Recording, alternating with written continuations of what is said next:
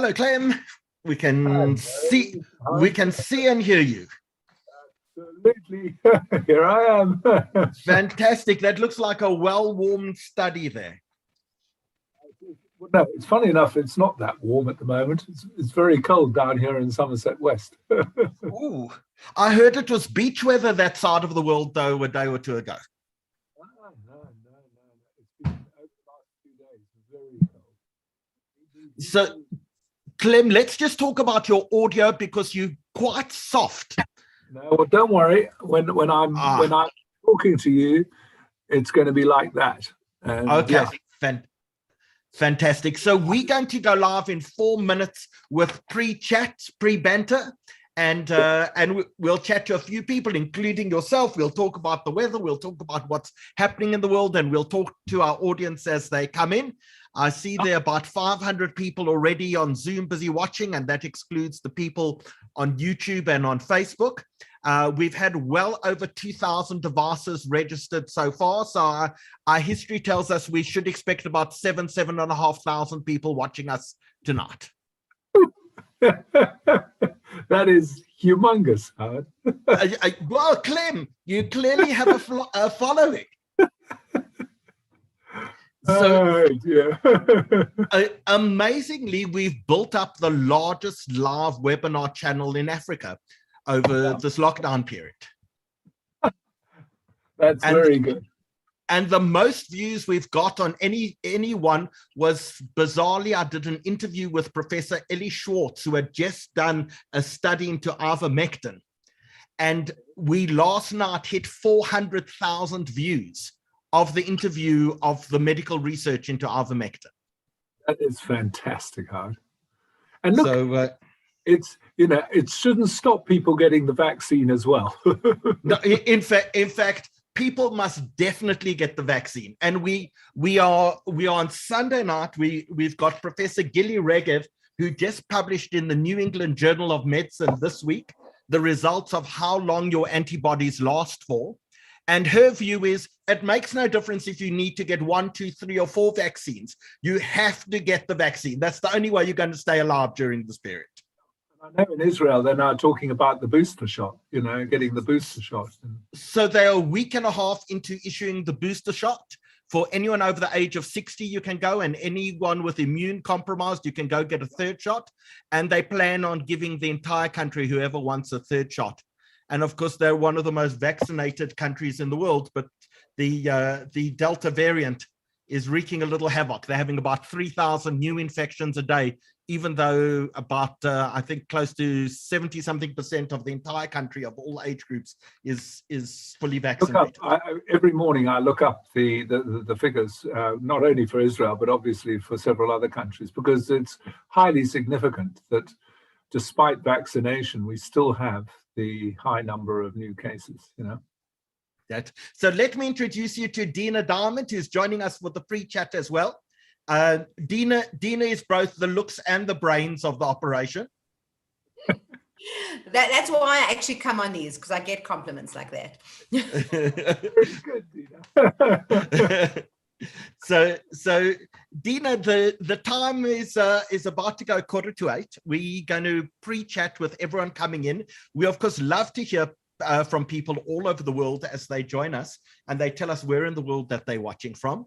But we're going to be talking about a little later, Dina, some amazing webinars that we got coming up over the next few days. So I was mentioning to Clem, our next one is in fact Sunday night. We've got an amazing array of people, including Professor Gilly Regev, who we said just published in the New England Journal of Medicine. She's done her research at Sheba, and the Israelis, who have one of the most vaccinated populations in the world, primarily with Pfizer, have now done research, depending on when you got your shot, how long your immunity lasts for, how long those antibodies work. And she's going to be revealing that publicly. It's now published data. She's going to be revealing that publicly on Sunday night, together with this amazing array of other people that we have. Absolutely. And that is, as we say, it is hot off the press. So to be ahead of the COVID curve in terms of the news and the research that's coming out is actually phenomenal. And that is what we're bringing on Sunday night. And Clem, as Howard was mentioning, we have built the largest channel because that is what we bring you. We bring you the latest in innovation, the latest in business, the latest in what's happening with COVID. So it really has been phenomenal. I mean, although I must tell you, I've been watching you for years, Clem, so it's absolutely wonderful to be on the panel with you and actually to meet you, because in terms of scenario planning, you were always the go-to guy. You were the one who was always mentioned and quoted. So it's absolutely fabulous that we have you on this evening. I actually remember watching Clem for the very first time, and I think it was late 1980s or early 90s. When did the Harlow Road, Low Road first come out? Because I remember Michael Katz dragged you to a conference in the Carlton Hotel, and that's when I saw you for the first time. Absolutely. Michael Katz was one of my great supporters, and he arranged quite a few audiences. So Wonderful what year guy. would have that been, Clem? Would it be the late 80s, I think. Yeah, probably very late 80s. And by the way, David Glasser joins us from Orlando. So Dave, I hope the weather is warmer than Clem has it in his side of the world. You're in summer, and I wonder if you've wandered off to Disneyland recently. So I presume everything's open in Orlando. David, please tell us what it's like on that side of the world at the moment. And Etienne and Aubrey have joined us from Toronto. I don't think Etienne and Aubrey have missed the webinar since we began. But Clem, it's amazing just the way we have built up this international network, because not only are we big in places like the United States and Canada and the UK and Israel, but we have people who watch us in Saudi Arabia and in Bangkok and in Nigeria and Kenya and France and Costa Rica and Panama. We always have people from Panama watching us. So forgive me, but my Spanish isn't as good as I expect. I don't know how good yours is, Clem. Mine is non-existent. I've got a bit of French because I used to play the guitar in Paris. Oh, that I did not know. Yeah, tell us about that. That's an interesting story. Qu'il valait mieux nous quitter sans un adieu, mais je pense que maintenant tout est fini. Mais j'entends siffler le train, mais j'entends siffler le train. J'attendrai siffler ce train toute ma vie. Wow! C'est magnifique. Oh, sans doute. Now that was, we didn't see. We're bringing you a singing Clem Sunter. How many people knew that? So Clem, how did you busk in Paris? Yeah, I busked in Paris. I busked in Paris with a friend of mine from school in England. And then we played in a restaurant called L'Auberge Notre Dame, because it was smack opposite the Notre Dame. And we were called Les Garçons. And the boys. The boys, absolutely. And we had lots of American tourists in this restaurant. So we used to say with phony French accents, "Oh, do you want us to sing the Yellow Rosa Texas?" So we sang the Yellow Rosa Texas. Oh. You sing it in English with a French accent. Absolutely. So Clem, can I presume though you must be a cricket fan? Yes, I used to play cricket. I played a lot of cricket. Yeah. Clem, you've got multi-skills. I mean, Howard, look at this. No. I played when I lived in Johannesburg. And I was a bit younger, I used to play for the country club, the Johannesburg Country Club, which was just great fun. There's a lovely, lovely cricket ground. Are you a batsman or bowler? I was a bowler, but I was quite a fast bowler when I was, teenager, 18 to 20. And then as you get older, you slow down. I'll wait till you reach 30. You'll see what happens to you. But you can even get the vaccine now. But what we're talking about is the vaccine. When we're talking about the webinar that's coming up, we're actually going to have many, many people on the panel, even talking about the vaccine, when you should get it. So, Clem, you don't have to worry about getting it if you're not breastfeeding and all of those wonderful things. If it affects fertility, we're going to be hitting all the main points why people are saying they don't want to do it. They're anti-vaxxers. We've got experts on the panel. We've got Dr. Sherry Fanaroff, who everyone knows and loves and has been listening to. I mean, even the health minister quotes her. So she's going to be talking about that. But very important, Dina, because there's so many people concerned about the vaccines because they're trying to fall pregnant, or they are pregnant, or they're not sure what's going to happen to their sperm count or their fertility. And Sherry's going to address all of those issues. I even have a cousin who I'm sure is watching us tonight in Cape Town who tells me that lots of people he knows has died from the vaccine. Now, I know a lot of people who've had the vaccine and none of them have died. And my suspicion is no one has died in the country from the vaccine, but we're actually going to pose that as well. On Sunday night, let's actually find out, are there any genuine reasons of concern? Just by the way, David Glazer tells us it was 109 degrees Fahrenheit in Orlando today. That's 40 degrees Celsius. So maybe we should just appreciate our little chill in Somerset West. Just think about it. 3 weeks ago in Vancouver, it was close to 50 degrees centigrade. How about that, Vancouver? And Vancouver is supposed to be one of the best places in the world to live, but at 50 degrees. I'm going to talk about it when Howard asked me about the global flags. I mean, one of them is global warming. It is here, and the hideous fires in Turkey and Greece right now. Terrible. And California as well, of course, major fires. So Clem, let me introduce you as well to Benji Porter. I think you may have met Benji along the time because he's a bit of a guru or a groupie. He's a groupie of yours. And definitely not a guru. Definitely not a guru, Ken, but definitely a groupie. You think you're a guru. Thanks, Benji. So Clem, the reason why I was asking you if you're a cricket fan, and I must admit I didn't know you were a player, is because this is the 100th and 11th webinar that we're doing since lockdown began for the South African Jewish Report. So we're on half Nelson tonight. Exactly. So wait, I Howard, think I have to stop Howard here. Stand on one leg. Howard, did you ever play cricket? How do you even know that? All I can say is I spent a lot of time at the Wanderers. In fact, I was even there when, I shouldn't tell, with Aubrey and Etienne Kaplan watching, I was even there when Alan Kaplan snuck up to Charles Fortune's commentary box and stole his sandwiches that Charles was going to have for tea. And he walked in to find Alan helping himself to his sandwiches in the commentary box and said, "You uncouth young youth." And with that, he kicked Alan out of the commentary box. And right, he should have. Or Etienne and Aubrey, you're not allowed to tell Alan that I told that story publicly tonight. Thousands of people watching. So Benji, Dina and I were just talking about our next webinar, which is Sunday, which is the COVID update, and it's all about vaccines and how long your antibodies last for and whether we need a third jab.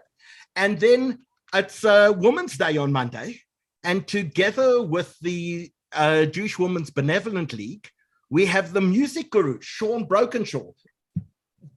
You guys must have listened to the greatest music historian in South Africa on 702. Exactly. Well, now that Clem's been singing, it leads straight into our music webinar. Maybe we should have had him on our music webinar. No. Well, you know, we can always put it to Sean Brokenshaw. So we've been tussling because he's going to do the history of Jewish megastars from Dylan. And then it's where do we end? And I've said we end at Drake, the greatest rapper of his generation and probably the top-selling musician of his generation, who just so happens to be Black, Jewish, Canadian with cousins in South Africa. And how do we know he had cousins in South Africa? Because I wrote an article about Drake, and Sunday I got a call from someone I knew who said, "You mentioned his mother. I know his mother. She's my cousin. I didn't realize she had a famous son." Only the top-selling music artist of the last decade. Absolutely. So Clem, did you know that Drake was Jewish? Huh? Yeah. No, I didn't know that.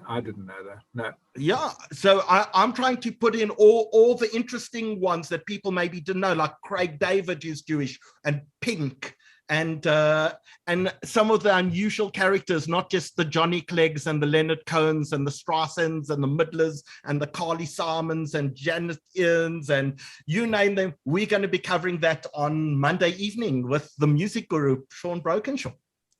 So we've got Quite. A full lineup. I mean, I don't think most people realize that Pink's Jewish either. So Pink's real name is, we actually had this on one of our sort of quiz evenings, Howard. I don't know if you remember her name. It's Alicia Beth Moore. I mean, quite different to Pink, but Alicia Beth. I mean, but Pink's a little easier to remember, I think. Just a bit, and she's like hardcore. So I feel like she needs that name. Alicia just wouldn't cut it. So whenever Benji and I get together or speak to each other, which is very, very often, we always compare numbers of what's happening with COVID around the country. So Benji, have you seen tonight's numbers? Howie, I must tell you that I haven't. What are they looking like? So week on week, we're almost identical. Last week Thursday, we were 13,751, and this week we 13,777. For the country, we've stayed on an equal plane, but we've shuffled around where all the infections are. Yeah. So Gauteng has gone down about 30-40% to 2,740 today, but the Western Cape is absolutely surging. Over 4,000 infections today. And so we're asking everyone who is watching, particularly those people in the Western Cape, please, we know it's hard. We know it's been a long time. It's been about 17 months of this, but we just have to hold on a little longer. Please just be careful out there. Take whatever precautions you can. Don't leave home unless you really have to. And most importantly, there are 3 words that should be dictating everything you do. Vaccinate, vaccinate, vaccinate. That is the only way we're going to stay alive during this process. Absolutely. And they've still got the sea and the mountains to look at. So please.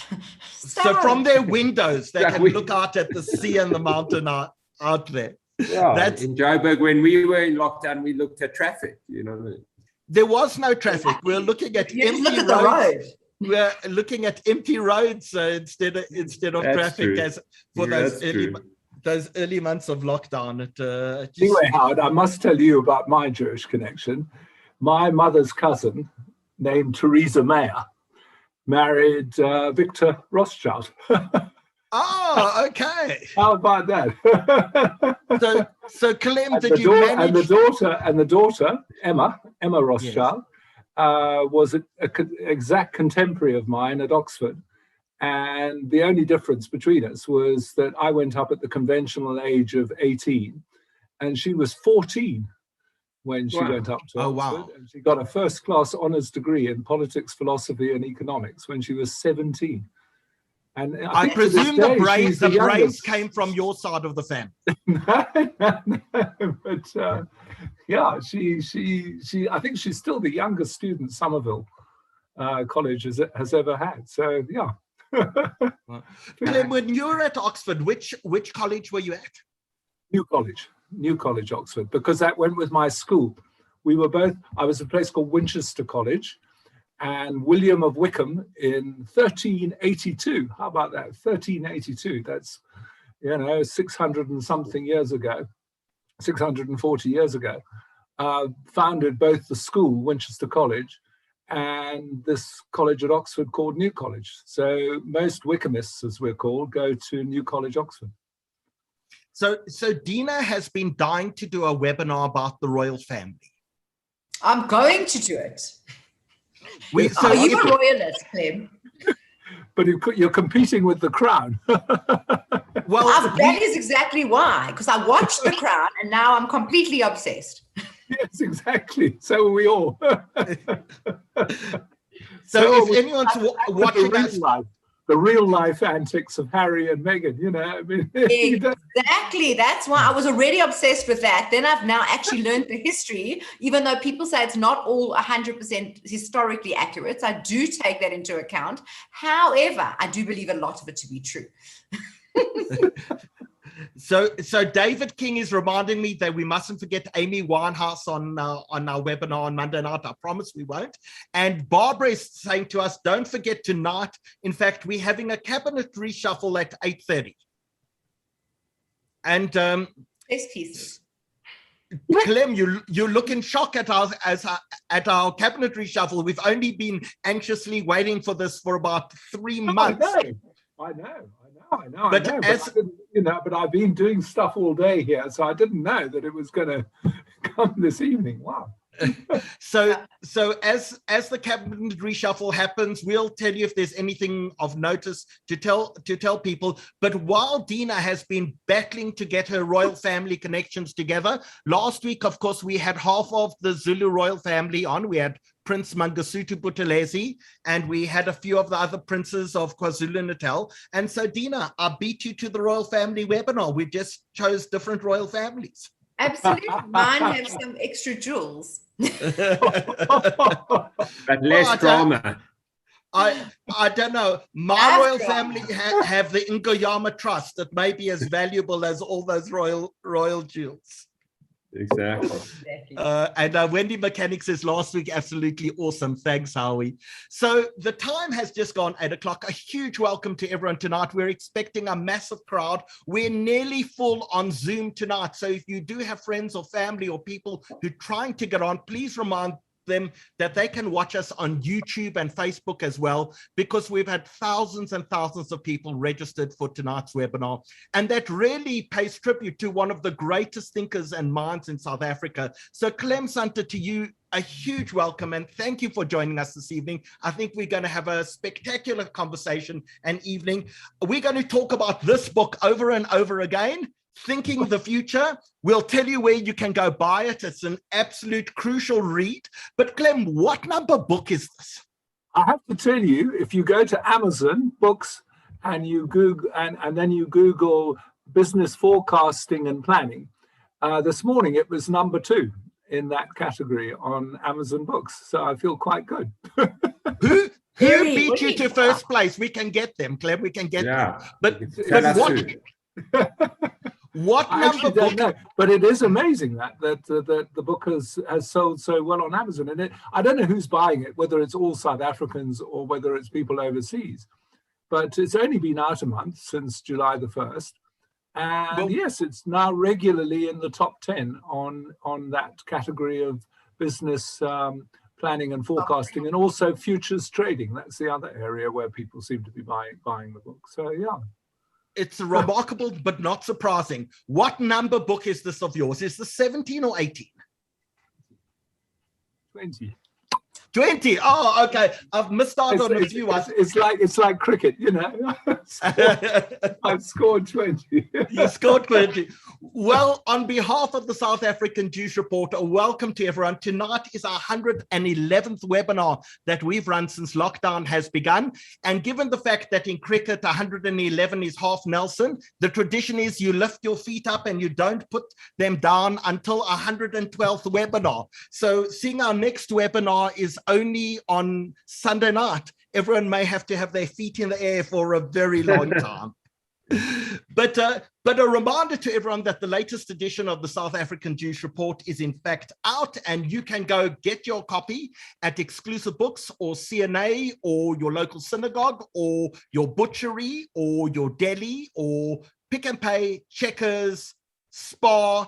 And one of my most interesting reads in this week's edition, and I know it's going to cause a lot of controversy, but on page 3, we have an interview with Duduzane Zuma, which is absolutely fascinating. I got sent copies. You know how the ANC all works on WhatsApp groups. So I got sent copies today of conversations on ANC WhatsApp groups saying, how could he do this? This isn't right. It's a fascinating read.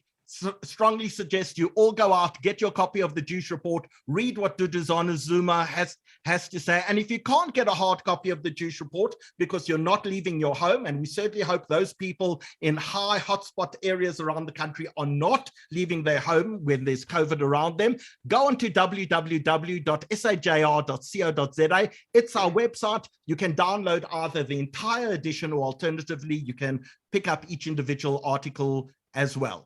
So while we're doing that as well, don't forget that nominations are open for Jewish Achiever Awards this year.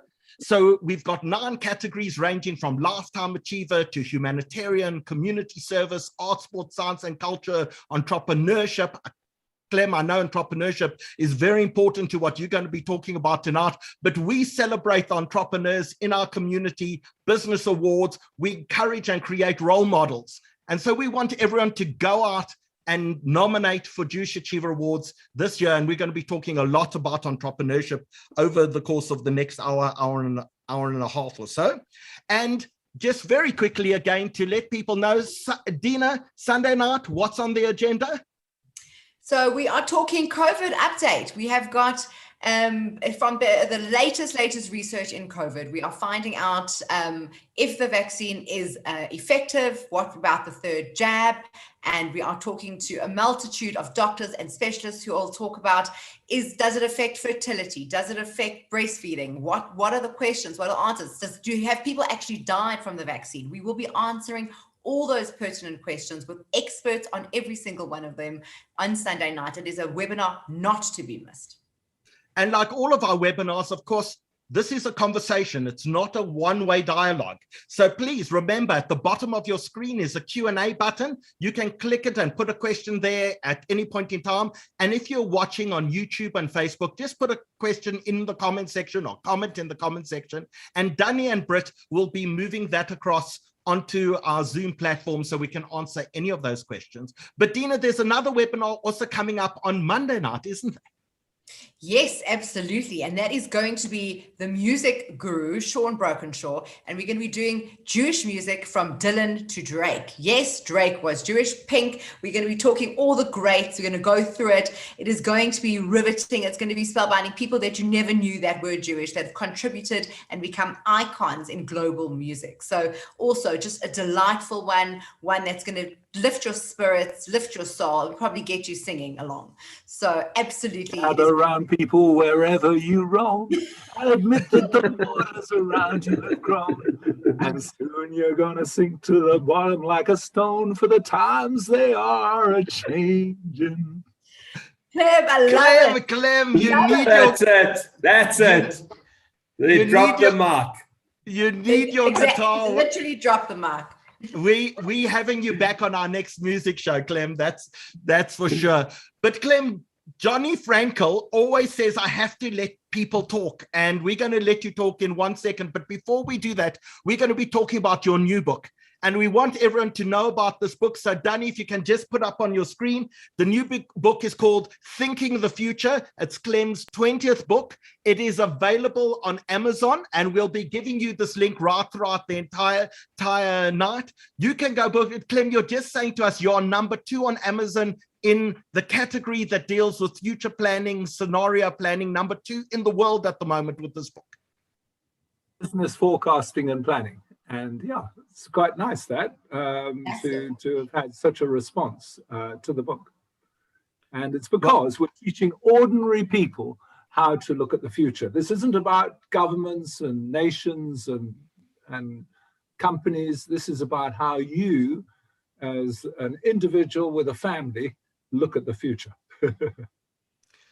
Well, Dina, thank you for joining us. We'll see you later on in the week, and you leaving Clem in the not so capable hands of myself and Benji. In very, very capable hands. But Clem, just before we're going to have another song before the end, so I'll be watching. Okay, I'll think of something. Thank you so much. I'm sure it will be absolutely riveting. Have a lovely, lovely evening. Cheers, Dina. So, Clem, as you can see, we have lots of fun on our webinars, and we've got lots of things to talk about tonight. But the first thing I want to talk about is the fact that we used to some of your books with co-authors, but your new co-author has a very similar last name to your previous one, but isn't Chantel? That's right, and he is Chantel's son, and he's a very bright young man who did a basic degree at UCT. And then he went to King's College in London and did a degree in strategic intelligence and actually came top of the class. And so he knows everything about sort of MI6 and other agencies. And so it was wonderful teaming up with him, because we've got a story in the book about how the whole Iraq invasion was handled by the the intelligence agencies, and they got the data completely wrong. And yeah, I mean, both Blair and Bush went ahead anyway and invaded Iran. So it's been he's a very interesting young man, and it was super that he wanted to write a book on the philosophers behind scenario planning. So each chapter is on a different philosopher. So before we even start off about the book and the content of the book, how did an Oxford-educated philosopher land up in South Africa and land up running one of the largest mining companies in the world? Well, I ran a division. I didn't run the whole of Anglo. I was in charge of the gold and uranium division, which was the largest business at the time in the 90s. But you know how life goes. It's always about accidents. And I just happened, after I left Oxford, to go down to Cornwall to a place called Rock, which is a coastal resort. And there was a dinghy race, and I needed a crew. And there was a girl sitting on the wall outside the local pub. And I said, do you want a crew with me? And we came stone last in the race. But she then said, well, why don't you come back and meet my parents? And guess what? Her father was managing director of Anglo American in London. So that absolute chance meeting completely changed my life, because, you know, I went for an interview in London. I got the job. I met my wife at Anglo American, and yeah, they moved me to Zambia, and then they moved me down to South Africa, where I've spent most of my life. So that one incident changed my life. So you've been known as the country's top scenario planner for a long time. This concept of scenario planning, how did it begin? Where did it actually come from? Well, it started with a man called Herman Kahn, who was an advisor to the US Defense Force back in the late 50s and early 60s. And he wrote this book called On Thermonuclear War, which posed the scenario of a flat-out conflict between America and the Soviet Union, and showed how destructive nuclear weapons could be. And indeed, a movie was subsequently made called Dr. Strangelove, which had a lot of what was in the book. But Herman knew quite a few Hollywood producers, and they talk of the summary of a movie script as a scenario. And he thought, that's what I'm going to call this, because I want to make it sound like a movie script. And then he added the word planning because it was about the future. And that's how the phrase scenario planning started. And after the success of his book, he set up an institute. And my mentor, a guy called Pierre Wack, who was a Frenchman, and who came #1 at l'École Polytechnique in Paris. So he was a very bright student. He went to India to study in ashrams, and then he went and studied under Herman Kahn. And he said, if it can be done in war and military conflict, it can also be done in business. And so he went back to London and he set up a whole scenario planning function at Royal Dutch Shell, which became very famous during the 1970s, because it captured both oil price shocks when the oil price went from $3 to $12 a barrel at the beginning of the 70s, and then from $12 to $40 a barrel at the back end of the 70s. And the Shell management didn't react to the first scenario, but they bought into the second one, and they made a huge amount of money. Pierre became a legend in London.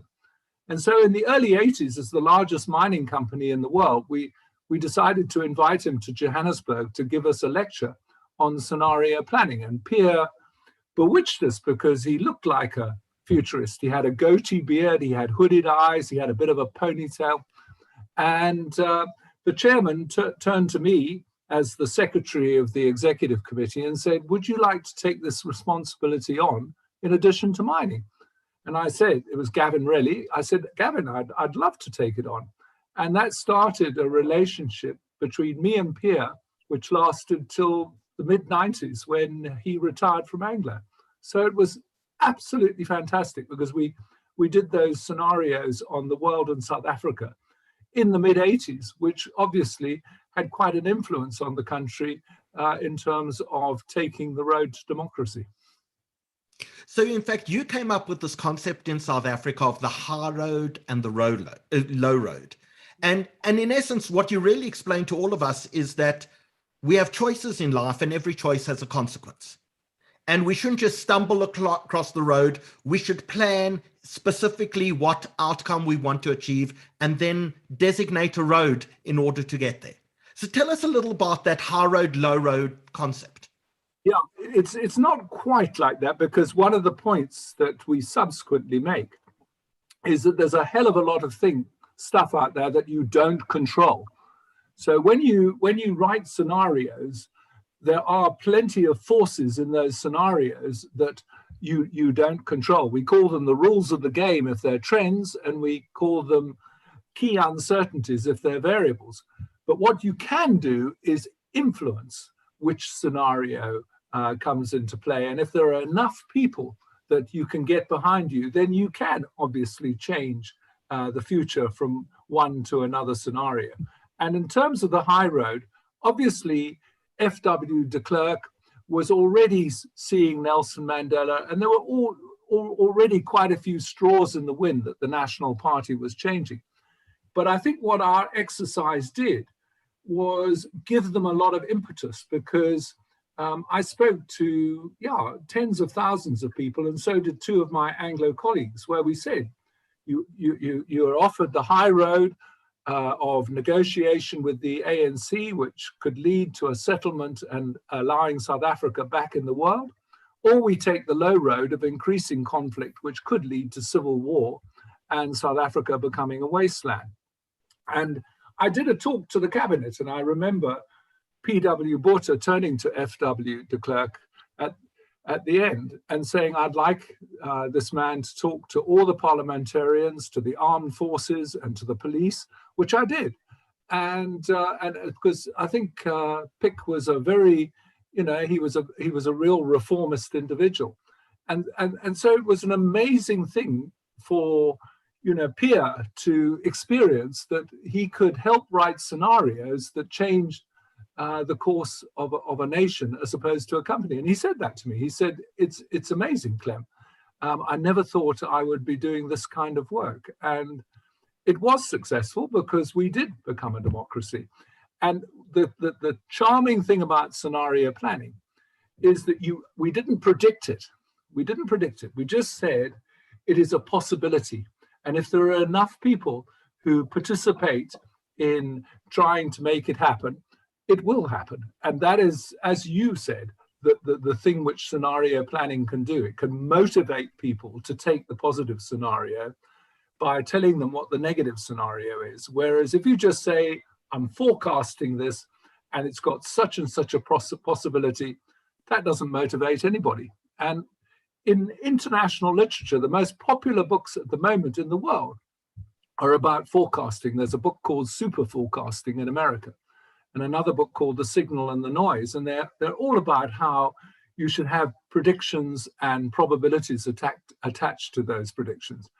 We're saying in this book, Thinking the Future, that it's much better to look at different possible futures and then weigh up what you're going to do to influence the odds on the positive future. So you're absolutely right. It motivates people to give them possibilities rather than forecasts. So one of the things, you spoke to the cabinet and you spoke to FW de Klerk. You also went, in fact, to meet Nelson Mandela in prison, and you presented your scenarios to him there. How did he react? Well, there's a chapter in the book, because we're saying that you can't just think the future, you've got to do. So we have a chapter called Thinking and Doing, because you only become a great person if you follow your thoughts with action, which changes the world. And the two heroes of that chapter are Nelson Mandela and Steve Jobs.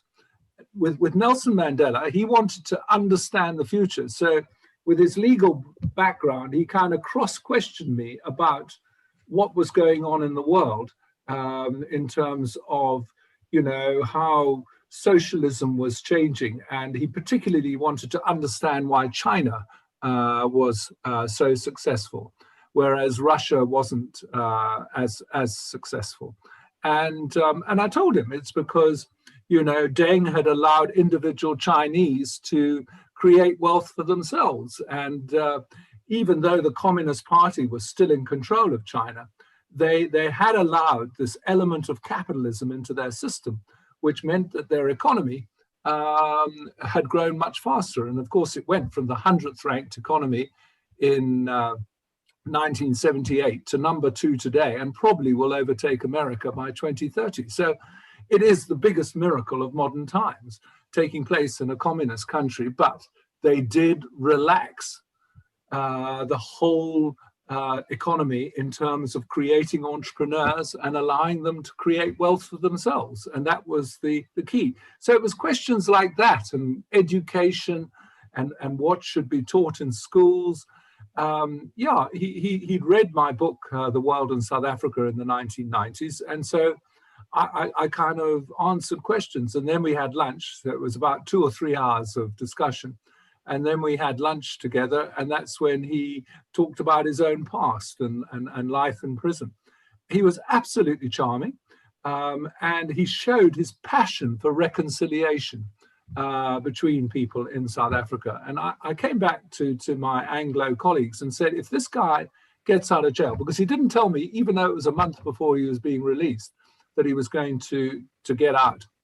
I said, if this guy ever leaves jail, and becomes leader of this country, things will be phenomenal, because yeah, he was just so good in terms of the way he approached the future. So Clem, you told us how you explained to Nelson Mandela about China and the way China had changed, but you actually landed up going to China yourself to teach in the communist school in China. Yeah, no, I mean, I do have that. I'm one of the very few people who have lectured at Harvard and at Harvard Business School and the Central Party School. In Harvard, it was Pierre Wack. When he, in the late 80s, he wanted his students, he was an assistant professor at Harvard, to understand what we had done in South Africa with the high road, low road scenario. So I spent a week in the Dean's Lodge at Harvard, which was fantastic. But then I visited China in 2006, and the deputy head of the Central Party School interviewed me and said, we do the 5-year economic plans for China. And we've heard that you've got this process called scenario planning, where you look at different possible futures for the world economy.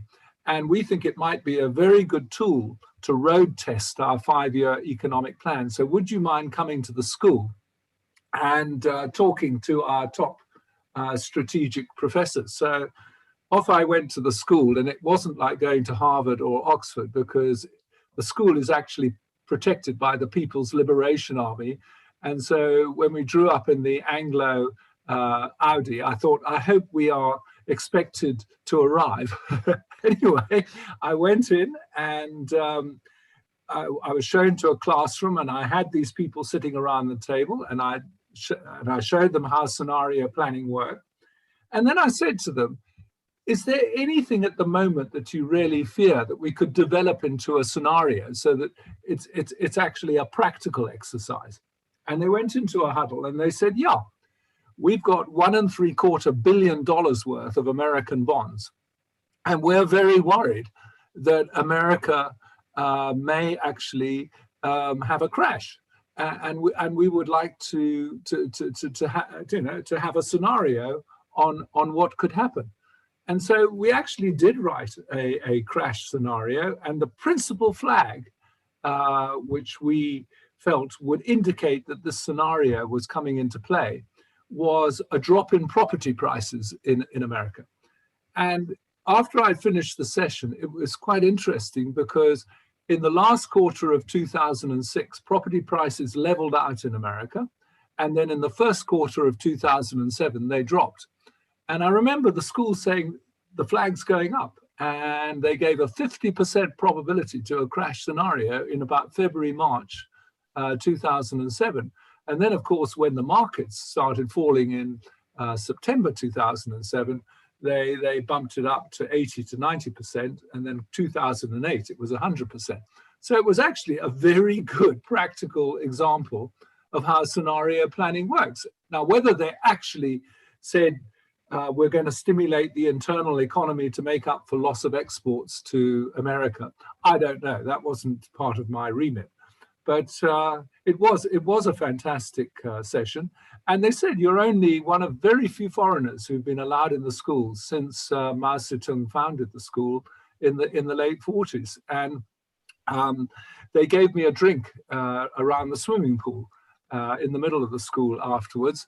We drank Chin Tao. And what was very weird was I took the Anglo interpreter along for the session, and we did everything in Mandarin and English with the interpreters. But then when we were sharing a beer around the pool, all of them spoke perfect English. So that was, for me, was very interesting. But sorry, I must finish this. They showed me around the lecture halls, and on the walls there were slogans. And I said, who are these slogans? Is it Mao Zedong? And they said, no. We've taken down all Mao Zedong slogans, and they've been replaced by Deng Xiaoping. And I said, why? And he said, because Deng's told us to do two things: to really reform our infrastructure and make it a really good infrastructure of roads and bridges, health system, education. That's the concern of the Communist Party. But he said the second thing is we're going to allow individual Chinese to create wealth for themselves. And that's when our miracle started. And at the time in 2006, they were the fifth largest economy in the world. And now, of course, they're number 2. So, of course, I'm saying right now to the ANC, you must forget about old-fashioned socialism because it doesn't go anywhere. Look at Russia, look at Venezuela, look at Cuba. You know, they haven't improved at all.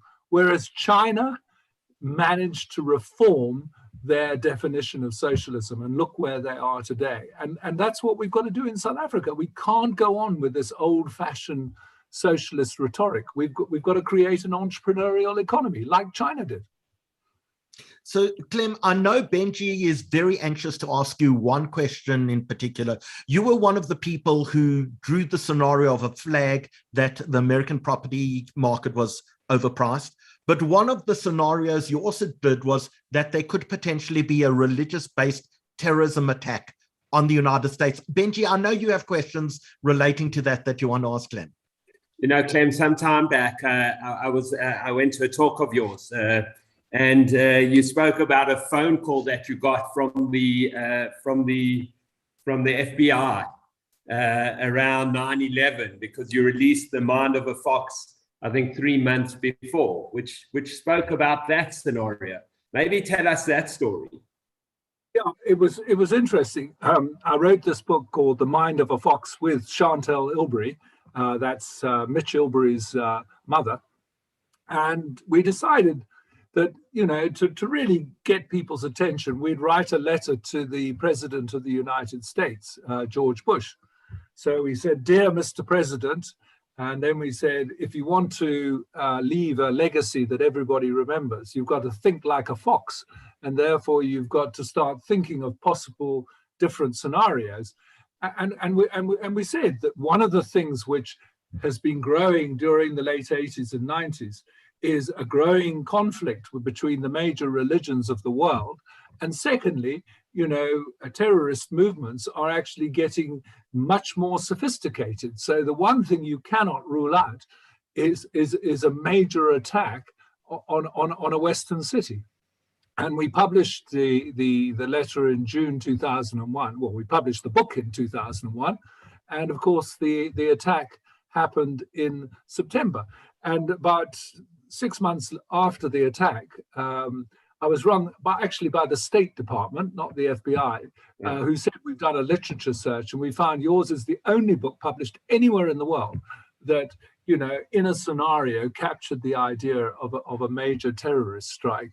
How did you come to that? And I said, well, obviously we didn't know it was going to happen on the 11th of September, and we didn't know it was going to be planes flying into buildings in New York. That is the kind of information that you only have if you're involved or you've got your ears to the ground.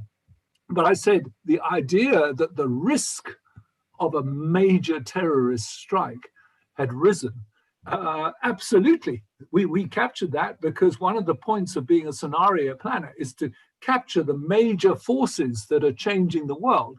And of course, since the late 80s, this had become apparent, with terrorist incidents around the world, that religion was playing a much bigger role. And in fact, after 9/11, when they had that congressional inquiry, there was a young woman who testified that she'd gone to her boss on 6 occasions and said to her boss in the FBI, there's a flying school down the road where there are 2 Arabs who are learning to take off but not land. And he ignored me. Now, that is the whole point of our methodology, is that when you get a sub-flag, in advance of an actual incident, you've got to pay attention. If that big flag of religious conflict is in your mind already, you might actually pay attention. And the example we quote in our book, Thinking the Future, is a girl called Tilly Smith, who saw the tsunami when it was coming in 2004 in Bali, because she had been taught 2 weeks previously that if the tide retreated way out to sea and there were bubbles being left, that was the sign that a tsunami would come in. So she told her parents got everybody off the beach and nobody died.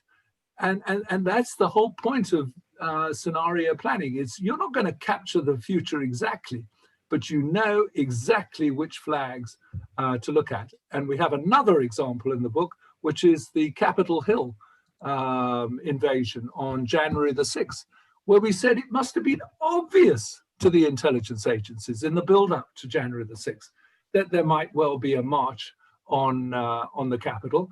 And then when you had that actual speech by Trump with Giuliani next to him, and the kind of language they were using, you would have think that somebody would have connected the dots and said, we must send the National Guard in right now to protect the Capitol. That's why you need scenario planning in intelligence agencies. So Clem, we're going to come back in another minute to talk about the flags that you see that are shaping where we are in the world today. Our broadcast tonight, one of our sponsors is the Dear Link, and the Dear Link is an organization within our community that supports the warriors who are fighting cancer. And so we're going to play a very short video about the Dear Link because they're having a charity campaign this week. And we're going to come back to you in about 2 minutes time. And we're going to actually, Benji and I will turn off our cameras and we're going to actually sit back and relax and watch you talk about those flags that you see in the world today. So Danny, play us the Dear Link video, please, and we'll come back to Clem straight after. Stay calm, stay calm. I'm here with a DL Link to extort something off you. Otherwise, I'm going to take that koi there, bro. Pull in. You know this, Aki. We want some money from you, we want some presents, or we want some gifts. So you tell me. So I've got Barry Hilton in my house here. Just careful, it's like balls, eh? For charity, for DL Link. I'm going to plat. 6 months ago, my baby boy Creed was diagnosed with an ear tumor. It's been a long, rough 6 months of in and out of hospitals, surgeries, MRI scans, and the DL Link was so incredible, so supportive, the most unbelievable organization. Week after week, continuously got presents, teddies with Creed's name on, beautiful balloons when he was miserable. These beautiful balloons lit up his days with smiles, hey, and laughter. To this day, even though Creed is still recovering and on a road to recovery, they continue to help us. And for me, that's unbelievable. So guys, please, everyone join in, donate. Donate, shoot it, donate there, yeah, donate, yeah. So what do you think? Another successful extortion, bro. Yeah, but they've changed a lot of lives. Cool, eh? Especially mine. They put my money in the bank yesterday. My wife and I are so proud to be associated with DL Link. They do incredibly good work for those people battling with cancer. The 800 cancer warriors are out there fighting, helping those people in need. And one thing about DL Link and its cancer warriors is that they are tenacious. Nothing stops them. Not a pandemic, they are busy now, and they have been helping people in need. I urge you to support them during this difficult time.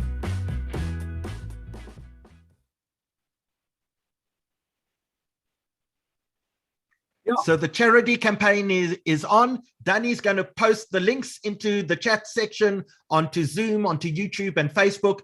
Please give a donation through to the DL Link. We'd really appreciate that.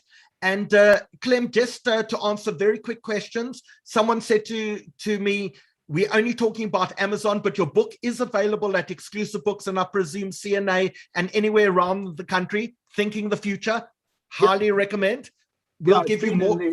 It's been in the Exclusive Books business bestseller charts for the last two weeks. So it absolutely is in Exclusive Books. I don't know about the other things. And a reminder to people, if you have any questions for Clem, please use the Q&A button on Zoom or the comment section on Facebook and YouTube, and we'll make sure that at the end we'll get Clem to answer as many questions as possible. And Clem, you know, you are best when we allow Clem Sunter to be Clem Sunter without any interruption. So Benji and I are going to turn off our cameras. You're going to talk us through the flags that are shaping the world today, and then we're going to come back and talk about South Africa. So over to you, Clem. Okay. Look, as I said, it's really trying to get a grip on the different forces that are driving the world in different directions. That is really important if you want to be a futurist. It's not that you can name the date when a significant event is going to happen or where.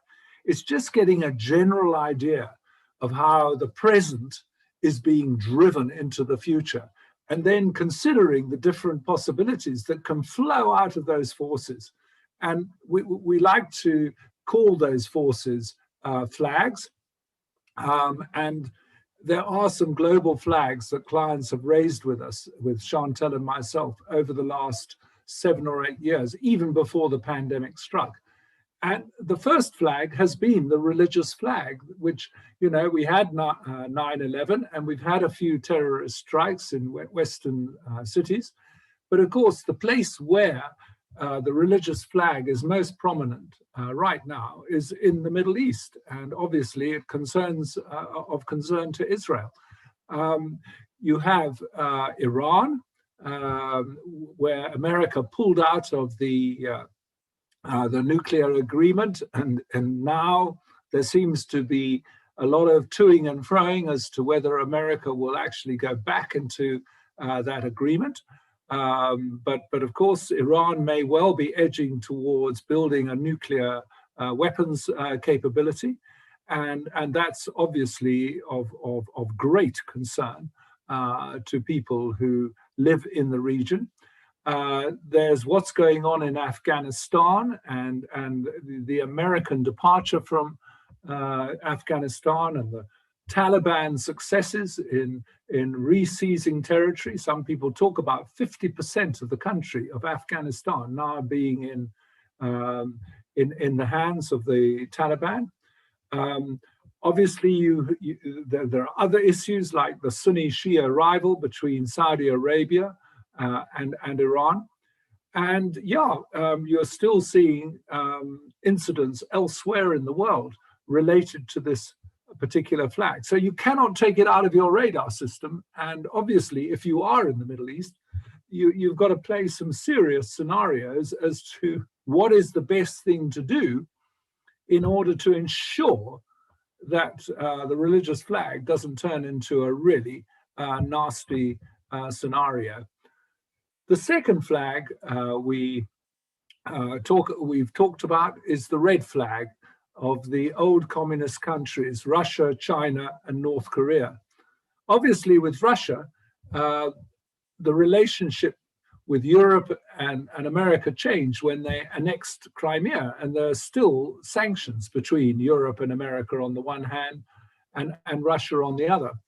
But what Russia has shown is that warfare is changing, because we're now seeing a lot of hackers in the world creating serious disruption to infrastructure through disrupting the software of companies. So, this is something which could be a kind of new form of warfare. It's cyber warfare. Europe has to take a fairly soft stand against Russia, because 25% of Europe's energy requirements come from Russia. And so, it's something that has to be closely watched. China, I've already mentioned, is about to become the largest economy in the world. And that is a huge event, because the West has dominated the global economy for 300 years. And, the torch is going to be passed to the East. And you wonder how America is going to accept this. I mean, already Joe Biden has said, and it's true, there is a huge difference between us as nations, because China is an autocracy, whereas America is a democracy. And he's calling for an alliance of democracies to go up against China. But, if he takes a very kind of, anti-China attitude, it could have a very negative fact on another flag that I'm going to talk about. So this has to be watched very carefully, particularly with very thorny issues like Hong Kong, Taiwan, the treatment of the Uyghurs, the bases in the South China Sea. There's a lot of things which have to be very closely watched, because I can't tell you if something's going to happen, but I know that you've got to watch for those little sub flags which would suggest that there could be, major military conflict in the region. And of course, the third variable, key uncertainty, is North Korea, which, despite the photo opportunities between Trump and Kim Jong-un, there was no reduction in North Korea's nuclear arsenal at all. Yes, they've reduced the number of missile tests, but there's still that terrible thing that North Korea is a relatively poor country. They've got a very prosperous South Korea across the border. Relations between the two countries are strained. And so again, it could be just a kind of, spark that triggers some kind of conflict in the region. The third flag is an interesting one. It's a change in the rule of the game rather than a variable. It's something that is actually happening in a fairly predictable way. And that is the aging of the world's population. We call it the gray flag. It started in Japan. Japan now has the highest proportion of over 65-year-olds in the world. And what it's done has been to bring the Japanese economy's economic growth down to round about 0 to 0.5%, from the kind of 7 to 8% growth rate in the 70s and 80s. China is becoming middle-aged because of the one-child policy that they used to have. And of course, they've now opened up and allowing Chinese to have more kids.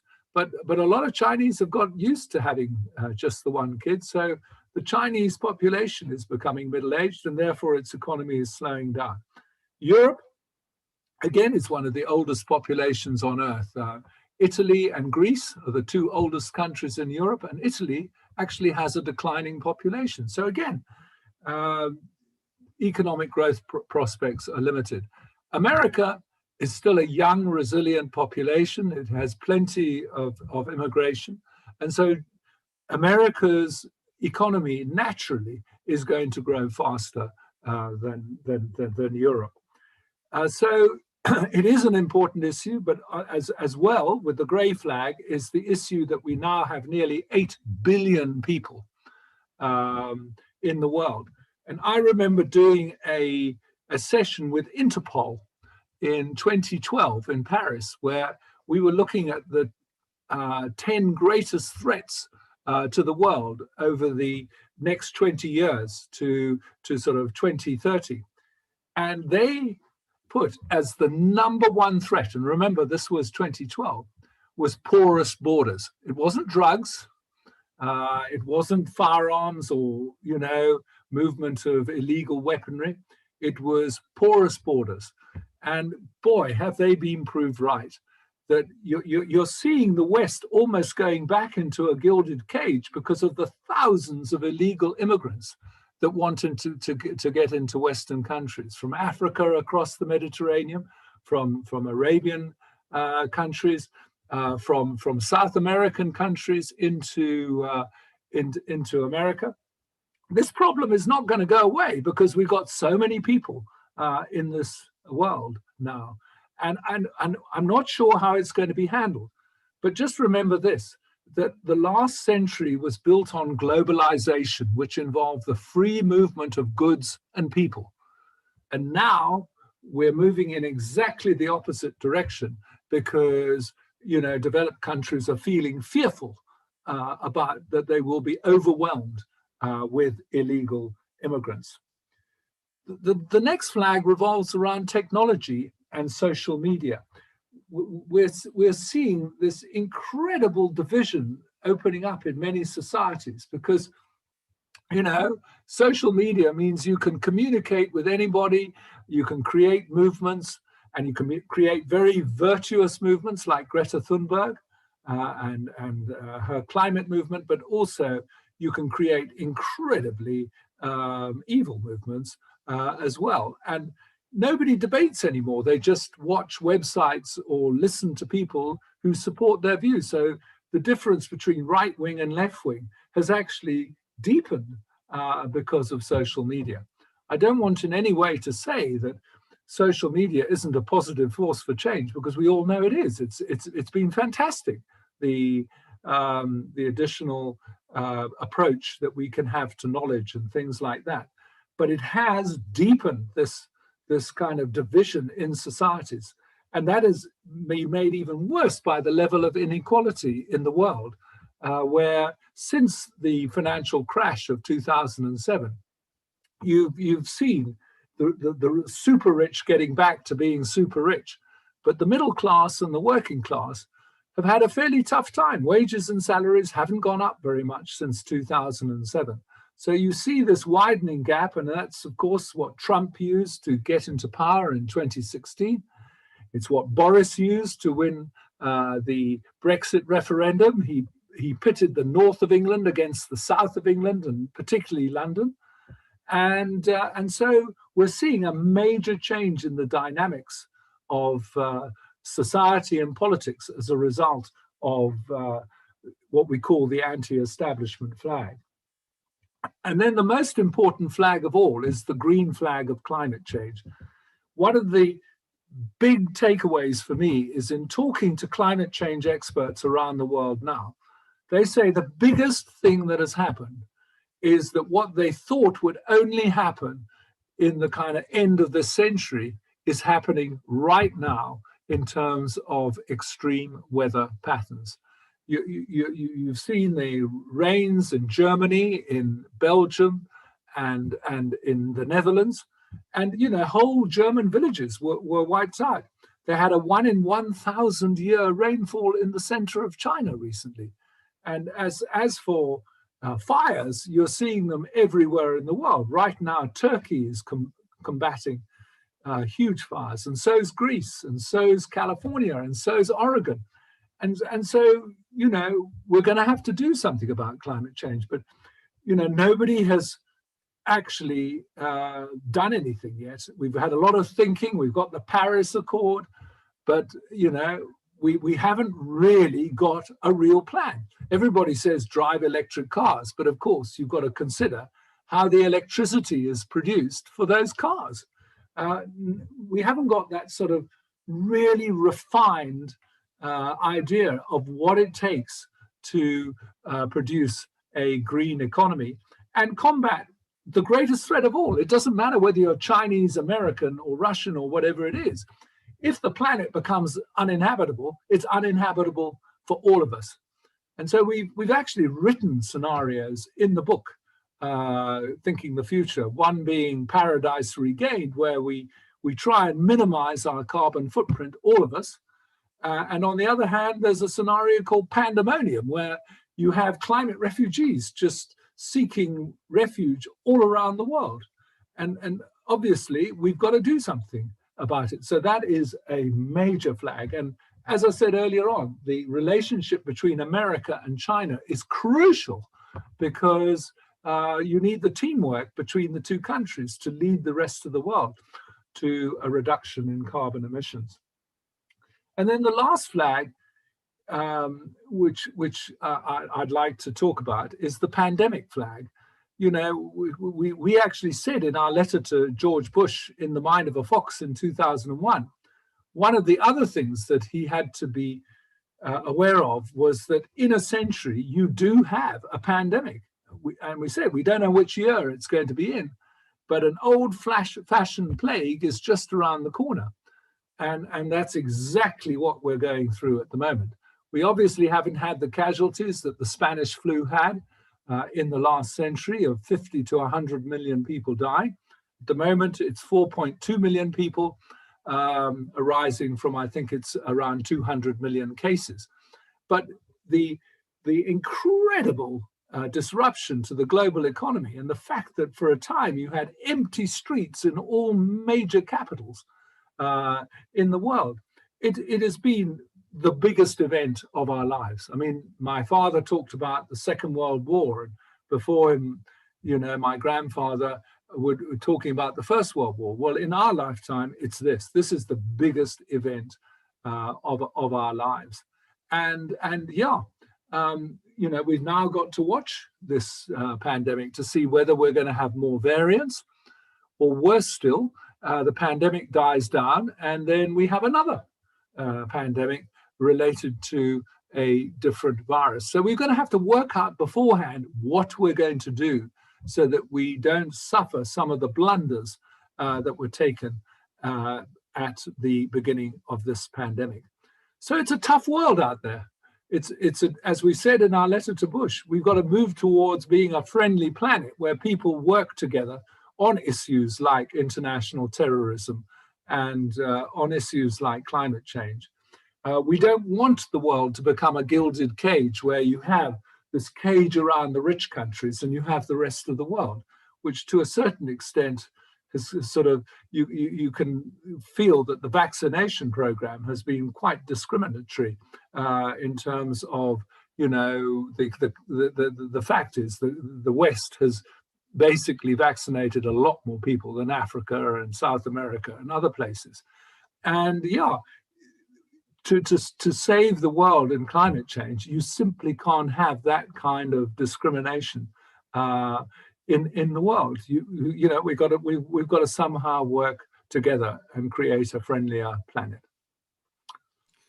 So Clem, there are a lot of questions relating to South Africa that we're going to come to in another few minutes, but people are asking questions about the new world. And part of that is, you know, Yuval Harari refers to many of the laborers today as, or many of even the educated, as the useless class, that the world of work is changing. And we haven't necessarily been educated. Many of our jobs will be taken over by artificial intelligence. Are you seeing a flag there that who gets employed, how they get employed, and what skills are needed will be fundamentally shifting over the next few years?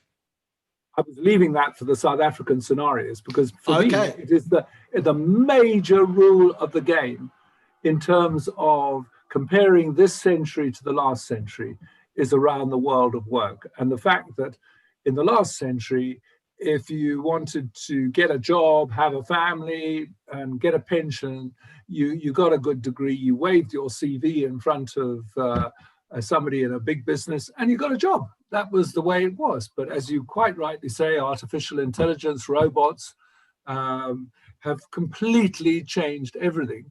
And now most young people have to create a job for themselves rather than get a job. I mean, the latest statistic in America is that in the recovery out of the pandemic, 2/3 of the new jobs being created are in small business. They're not in big businesses. And you can just see it in South Africa. Our mining industry in the early 90s, when I was involved, employed 600,000 people. Well, we probably employed less than 200,000 now. All those jobs have vanished. And so it is a major change in the rule of the game. But it doesn't mean that, everybody should be excluded from the economy and just sort of sit by the roadside or whatever it is. It means that we've got to change the model of an economy to cope with the changing world of work. So one of the people looking for a job at the moment is actually Zweli Mkhize, who has resigned ahead of a cabinet reshuffle. So maybe we can help retrain him and reskill him coming up. But Clem, we're going to come back in 2 minutes and talk about South Africa, because I think there's so many people who are so determined to try and make this work, but we're just not quite sure how. So we need to understand the scenarios as they play out in South Africa. Before we hear from the Rambam Trust, who are one of the sponsors of tonight's broadcast, we want to remind everyone about Clem's book, Thinking the Future, available at Exclusive Books, available at Loot, available from Take-A-Lot, available on Amazon, available for your Kindle. Danny, you showing the image, that's what it looks like, Thinking the Future, new perspectives from the shoulders of giants. So go on, make sure you buy your copy of Clem's book. You can pick it up in any of those bookstores or order it electronically and digitally from Amazon as well. Let's hear quickly from the Rambam Trust, and then we're going to come back and we're going to have a discussion about South Africa.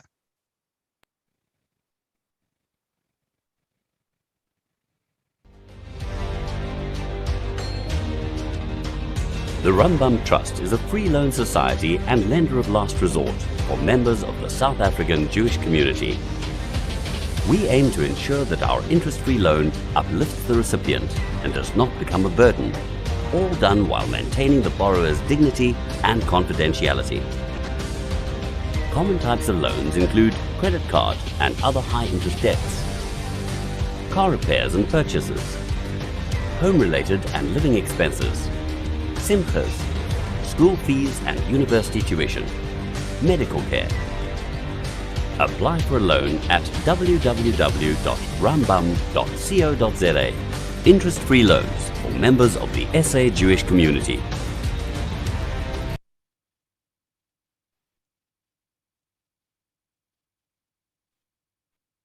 So, Clem, you were a few years ago on a panel with Julius Malema, and you maintain that, in fact, you are both economic freedom fighters.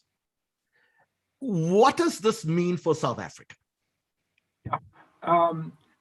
It was a debate between me and Julius. You can, if you put in Malema versus Sunter on the internet, you can watch the debate. It's had over 2 million visits. But one of the points I made is that I'm as much of an economic freedom fighter as he is. It's just that my definition of economic freedom is different to his. His involves a greater role for government in terms of owning the land and taking over the banks and the mines. My definition is all about freeing up the economy so that naturally talented people can start enterprises and make it elsewhere. I mean, at the moment, we've still got an old-fashioned economic apartheid in South Africa where the township economies are very much isolated from the mainstream economy. We've got to open all that up. We've got to come up with a completely new way of handling our economy. And that's why the positive scenario that we outline in this book is called the people's economy. And if we don't do that, then the other scenario we call cautionary tale, which we wrote before that dreadful looting and destruction we had of the shopping malls a couple of weeks ago. The cautionary tale, we say, is one of increasing unrest leading to total anarchy in this country. And if anything showed that that scenario is a real threat, it's what happened 3 weeks ago. So we've got to do everything to create this inclusive economy. And one of my pieces of advice to Cyril Ramaphosa is that he treats this challenge like he has treated the challenge of the pandemic, where he puts together a group of experts, and he calls it his Entrepreneurship Council. And he should have people like Adrian Gore, who founded Discovery, and other black and white entrepreneurs who founded businesses in South Africa. He should even have Elon Musk, who was educated at Pretoria Boys High and is now the second richest man in the world. You know, you need the people who've had practical experience of founding businesses. And he should come up with a set of measurable objectives from this group and then report on progress towards those objectives on television on a regular basis, so that it's not just thinking in another national plan and it's just up there. It's actually linked to, you know, a whole series of actions which transforms our economy. And last point, a lot of the energy has got to come from the bottom up. Just like after we had that looting and destruction, the community really stepped in to clean everything up and to protect facilities that hadn't been damaged during the riots. It's that kind of energy which we've got to really encourage in building a people's economy. So Clem, one of the flags for a people's economy would be an entrepreneurial council. Maybe you can give us some of the other flags that we can look out for. While our president announces a new cabinet, I'd be interested to hear from you what you think we should look out for to see the people's economy scenario being more the percentage of that being the route we follow as that being the higher probability. Well, you know, I paid a trip to Israel. I think it was around about 2012. And the thing that really struck me in Israel was those entrepreneurial hubs that you have in the country, where people are designing software for the British lottery system and for other things in America. And, you know, it is amazing what goes on in those entrepreneurial hubs. And we were, as Anglo-American, putting some venture capital into some of those businesses. Well, we need that right here. We need those entrepreneurial hubs here in South Africa. We need e-stock exchanges, I think, in all the major cities where you can float your business by putting it on the equivalent to eBay and saying, would anybody like to invest in my business? Here it is. You can come and look at it. And you use crowdfunding as a source of capital. You get the banks together to put together a micro lending institution that specializes in small loans in rural areas to set up businesses. And then I think that every single big business in this country should commit maybe 20% of their supply chain to nurturing small business. We've done that in Anglo. In the mid-90s, we set up the Zimeli project, where we looked at all the goods we were using underground on our mines, and we said these could be manufactured by local small business. And then we went out and we found entrepreneurs who set up businesses who supplied our mines. And it's been a huge success. And we think every single big business should be doing that, so that you get what we call a dual logic economy, where big business is working in partnership with small business. But most of all, you need the government to be working in partnership with the private sector, and particularly the people like Adrian Gore, who know what it's like to create a new business in order to transform our economy into a people's economy. Clem, is a positive flag more or less B?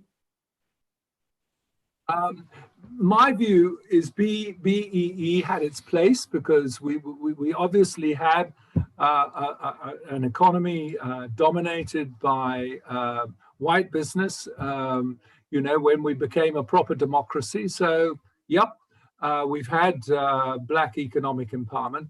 But we all know, including the ANC, that has only really affected the lives of a very small minority of black people who've become very wealthy as a result of BEE. And yes, it also has affected the employees of large businesses. But when you look at our unemployment rate in the mid-30s and our youth unemployment rate north of 50%, you know that BEE is not going to resolve that at all. It's got to be a complete change of emphasis, as there was in China in 1978, in terms of supporting new entrepreneurs. And as I said, that's what really struck me about Israel, is that it's got these incredible entrepreneurs with world-class ideas on new technology. And that's what drives the Israeli economy. It's not the Israeli government and the politicians. It's these really, really clever guys.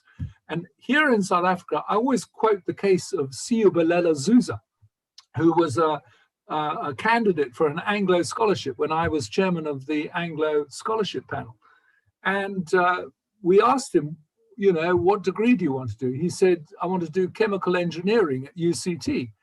So we said, why do you want to do that? He said, because I started mixing chemicals in my mother's kitchen in the Transkei when I was 12 and causing minor explosions. And then I thought, I must start to do something really useful. So I got a team together and we built a rocket. We built a rocket and I put in my own fuel that I had invented. And we beat the South African amateur altitude record with this rocket. And NASA has an annual competition and I put my fuel into that competition and I won it. And guess what? NASA named a minor planet after me. Well, how many people in South Africa know that a young black entrepreneur has a minor planet named after him by NASA for the advances he's made in rocket fuel? And it's because we don't worship those guys, but we should be worshiping those guys because they're the ones that change a nation. Why did America become great? Yes, it had some great politicians like George Washington, but actually the guys who made America great was the Fords of this world and Walt Disney and Steve Jobs and Bill Gates and the guys with the good ideas. And we've got to completely rethink who we really give praise to in South Africa, because those are the guys that will make us a great nation. And yeah, a lot of people will just have small businesses which won't ever become world-class, but that's fine. But a few of them will, beat all the odds, like Siubelela Zuza. So Sirkusa actually tells a wonderful story of how he's at his lab in Harvard and the phone goes and it's Michelle Obama and says, pop over to the White House, we'd love to meet you. And he plays this beautiful video of Michelle and Barack announcing him and introducing him as one of the great stars of Africa. But you're right, people don't know those stories. We don't have those role models to emulate.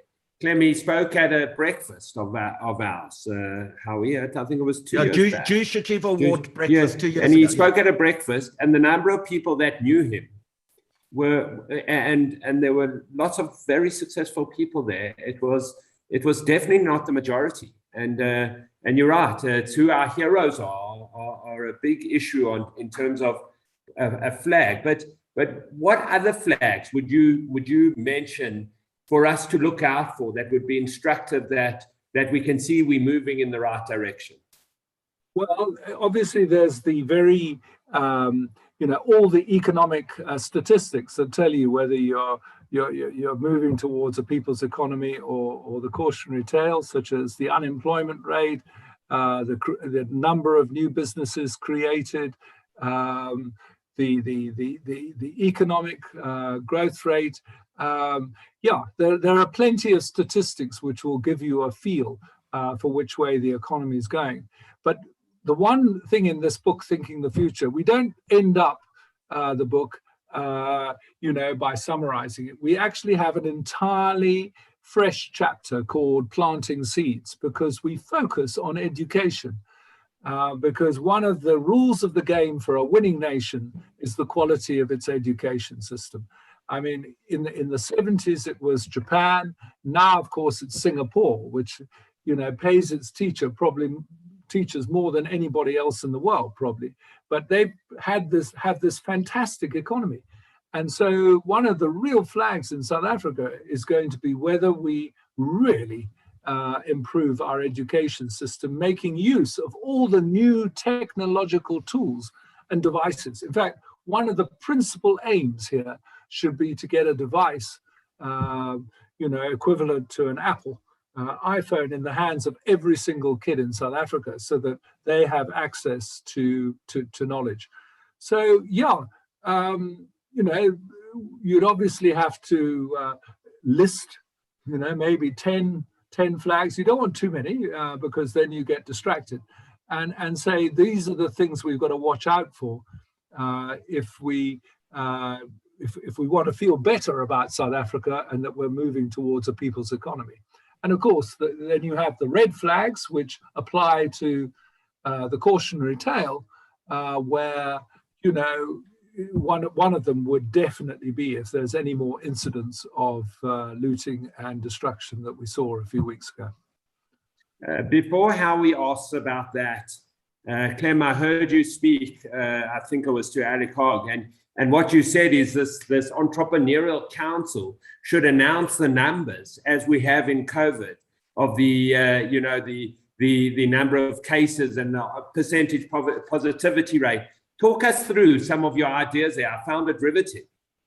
No, it's you know, the only way that you're going to inspire people to say, what can I do about it in my particular town or village or whatever it is to have the president showing that it is his top priority. I mean, that's why I honestly give Cyril a lot of good marks for the way he's handled COVID, because, you know, since our first lockdown, he's been there. He's told us what he's doing. On the whole, yes, we've had 3 waves, but they could have been a lot worse. We simply didn't have the kind of complete overrunning of our health facilities that took place in New York, and to a certain extent with the national health in the UK. And so, you know, we all knew that the pandemic was really important, and that, you know, we had to, in our personal lives, abide by the restrictions, which, yes, on the whole, people have. And so we've had a limited impact of COVID. But creating this new economy is even more important than COVID. And that's why I want Cyril to continue to lead from the front. And as I said, establish this Entrepreneurship Council, and then regularly communicate with the people about, you know, what ideas they have and what progress we're making. Because if he doesn't do that, he must realize that it's a risk to himself and to the ANC if we continue to have an economy with such a high unemployment rate. And, you know, obviously, people talk of the different factions within the ANC, and, you know, that one faction could take over from another. That's one risk. But obviously, the other risk for him is that other parties like the EFF and the DA and others capture the popular vote, because the ANC is simply not delivering on the economy. So, you know, he must realize that he's got to put the same effort into establishing a people's economy that he has done in terms of the COVID restrictions and us getting through COVID. Clem, I want to ask about the looting and the chaos of the last few weeks. And then if you don't mind, we've got lots of questions that have come in from members of the audience. If you don't mind taking a few minutes just to answer some of those questions. But when you look at the last few weeks, the chaos that erupted in KwaZulu-Natal and parts of Gauteng, how do you understand it? Well, you know, there's 2 theories that were put on the table. One was that it was an insurrection, sort of started by Zuma loyalists, because, you know, and the spark was his imprisonment. And the second was that it was related to the incredible level of poverty that we have in this country, and a sort of overwhelming sense of anger, which is partially related to the pandemic, because on the whole, poor people have actually come out of this pandemic worse than others.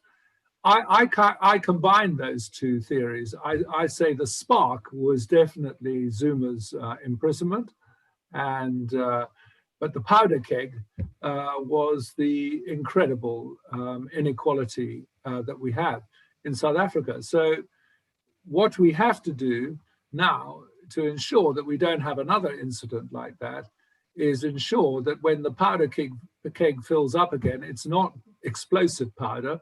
It's kind of hope and a resolution that what happened 2 weeks ago doesn't happen again. You know, in other words, we've got to use this inflection point now to change direction. And yeah, you know, people ask me what the odds are.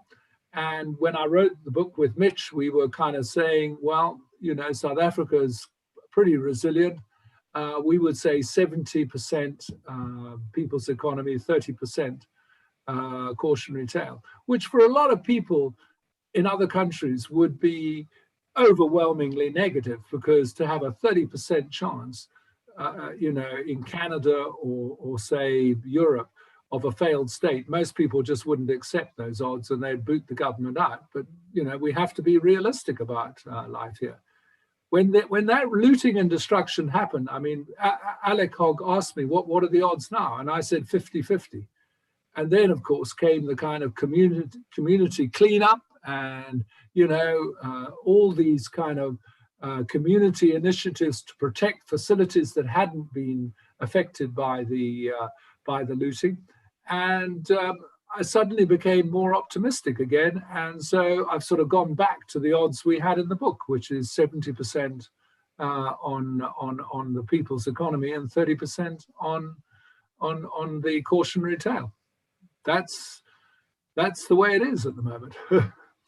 So, Clem, how do we restore confidence? And while we do that, just a notification that Tito Mboweni is out as finance minister. Of course, he was on our webinar not so long ago. He gave us a fantastic pilchards recipe. And when I asked him if we hadn't spent 10 billion rand wasted on SAA, his response was, some birds are meant to fly and some birds are not meant to fly. Some are chickens and some are ostriches. Some are just not meant to fly. But how do we restore confidence in South Africa? And I want you to answer that in two parts. Number one, if you're sitting overseas and you're a potential investor, how do we restore confidence in South Africa?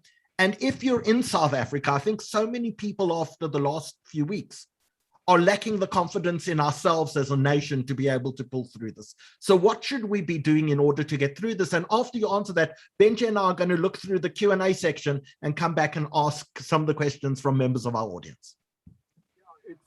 It's very difficult because, you know, ever since I came here in 1973, you know, you've had South Africans who say it's time to leave because, you know, the day of reckoning is coming. And that's happened since, as I said, the early 70s. So in that sense of weighing up the odds of staying in South Africa versus leaving, you know, not much has changed.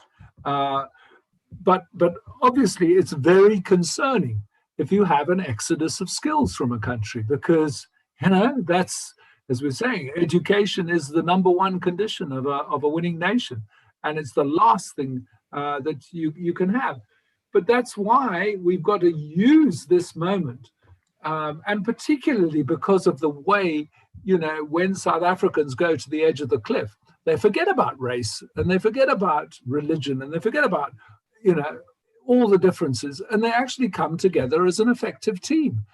And, you know, I just want, you know, Cyril to take advantage of this moment to say these are the kind of things that we're going to do now to set the economy on a new course. The last thing we want is old-fashioned socialist dogma that we know goes absolutely nowhere.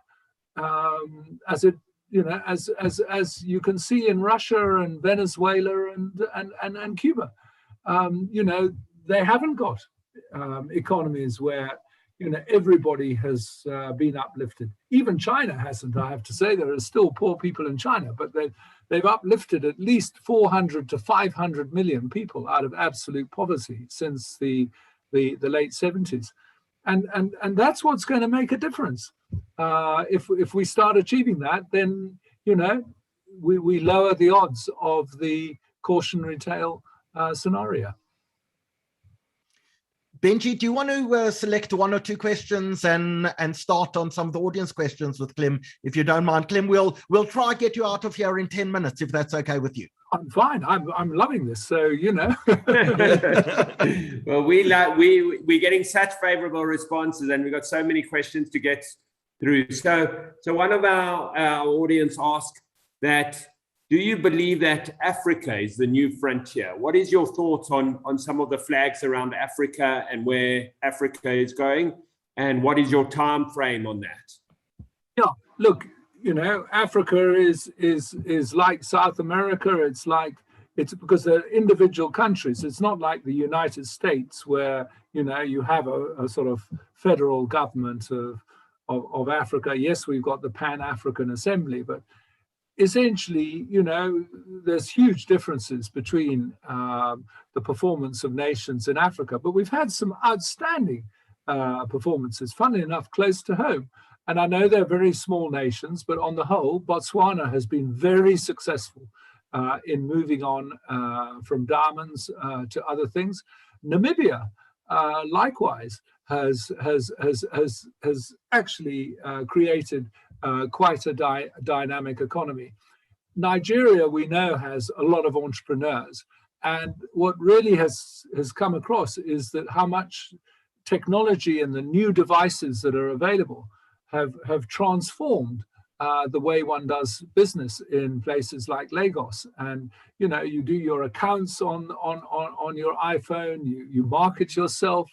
I mean, Nigeria now has apparently an even bigger film industry than Hollywood. It's called Nollywood, and I mean, it's doing extremely well. And then you can go, you know, to other African countries where you still have, sadly, you know, dictatorships and corruption, and things aren't going well at all. But here we are in South Africa. We're not a dictatorship. We're a democracy. In that sense, we're ahead of China, because China is still stuck in an autocratic mode. But we achieved that. And I feel so strongly that now we have that potential to create a people's economy.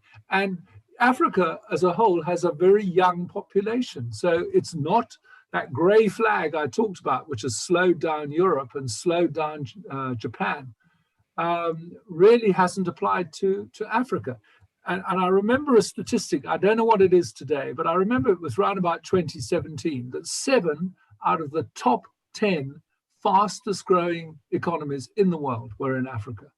So South Africa, in a sense, is blessed with being able to export into the rest of Africa, as opposed to being located in Europe and exporting to, you know, aging nations, you know, around them. So, you know, like everything, we can all produce positive things and negative things about the continent. But the thing that has really struck me is that those countries that have got it right have actually had fairly fast-growing economies.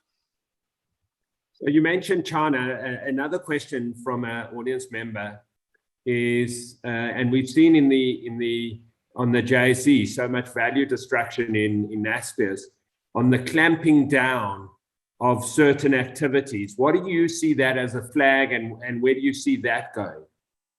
It's a red flag. It's a red flag. It's the first time that I've seen the Chinese government doing something which, you know, cuts across their, you know, incredibly high economic growth rate of 6 to 7% per annum, which we're used to in China, And so I'm worried. I'm really worried about these latest measures and how, they're disrupting education companies and high-tech companies, because actually, China, in many ways, in the 5G universe is ahead of America now. And it would be terrible for the Communist Party to start reining these incredible innovative companies in because they feel that it's a threat to their political power. That would go completely against what Deng Xiaoping believed in. Clem, there have been a number of questions about dangers or flags. Do you see any dangers or flags about democracy in South Africa or freedoms in South Africa? Do you think any of that is in danger at all? Well, no. I have to say that I was so glad that because a lot of people said the police should have acted much quicker in terms of the riots and the looting, and I agree that they should have had a greater presence. But thank heavens we avoided the Marikana scenario where, over 40 people got mowed down in a shopping mall by police shooting live ammunition. Thank heavens our society has moved towards what a democratic society is about in terms of, trying to respect life and all the other things. So I don't think at the moment, anyway, that we're in danger of becoming, a one-party state or anything, or political parties being banned and things like that. I mean, who would have thought earlier this year that our ex-president, Jacob Zuma, would actually be in prison? How many people were painting that scenario? But he is, not for corruption, but because he ignored the courts. But nevertheless, it's an incredible move that has been made. And of course, we're now waiting for other people to go down as a result of the state capture inquiry. But in no way do I feel that the forces of the law have been weakened over the last few weeks or months. In fact, I've got even more respect right now. And I do think that Cyril does want to root out corruption. So, the odds on us becoming a totalitarian state, I think, are very low. But obviously, the cautionary tale scenario with increasing anarchy, you can produce a whole bunch of new scenarios associated with increasing anarchy, because in other African countries, you then get a strong arm leader with the army taking over to suppress the anarchy. So that's possible, as you descend down through the cautionary tale towards a failed state. Clem, there's a question from Shana, and I think we had one earlier as well. Bitcoin and cryptocurrency, is that a flag for a fundamental change in the world economy, or is that just a passing phase? Yeah, it's so difficult. I mean, I don't actually have any cryptocurrencies in my portfolio because I don't really understand them. And the other thing I don't like is that Bitcoin requires the electricity of a nation to manufacture Bitcoin. So it's not exactly friendly for climate change. But what the cryptocurrencies show is that there is a growing distrust towards paper currencies because of the amount of money that has been injected into the world by governments as relief packages for the coronavirus pandemic. And so you do have scenarios being painted in America that inflation is going to rise. And then, of course, the Federal Reserve says, yes, it's going to rise. We expect it to rise, but it's not going to rise for very long and it'll go down again. But of course, there are people who say inflation could rise substantially with too much money chasing too few goods. And of course, then people will turn to other assets to preserve their wealth, which obviously includes gold, it includes cryptocurrencies, silver, property, hard assets, people will turn to try and preserve their wealth. So yes, there is a scenario out there being painted by some economists that we could see a much higher level of inflation in the world going into 2022, which could undermine people's confidence in the dollar and other currencies. Clem, Hernando de Soto, the South American economist, I know you're aware of his work. I went to a talk by him, and he said the key to growth in every economy is you have to give people an asset that they can go to a bank and lend against. And his view is that even if you lived in a shanty squatter camp, if you had 2 meters by 2 meters and you could go to a bank and use that as security to take a loan in order to start a business, that would fundamentally change our economy. So is land reform in South Africa being well managed? How do we do it, considering what 65% of the land in the country is actually owned either by national government, local government, provincial government, or in one of the tribal trusts? That goes to the core of the issue, and I was so relieved that the ANC has abandoned teaming up with the EFF to change the constitution, because the EFF wants all land in this country to belong to the state. At least the ANC have stood up to that. And certainly when I've talked to people inside the ANC, they're saying, yes, we talk of land expropriation, but we're talking about the unused land. We're not talking about taking over the farms that are providing food for this country, because, food security is something which is very important. And if people start running short of food because the farms have been taken over like they were in Zimbabwe, that's going to be a real threat to us and our popularity as a party.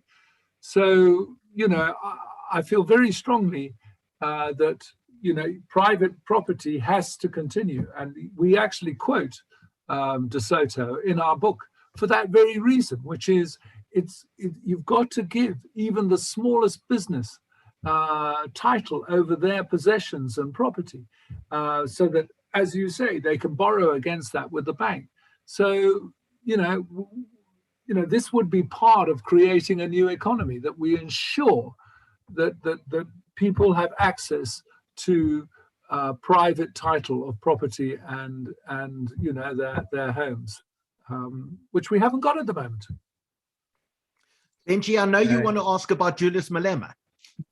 So it's more a question that's coming through from the audience is growing support for the EFF, and let's call it the potential of coalition type governments. Is that a flag, a positive flag?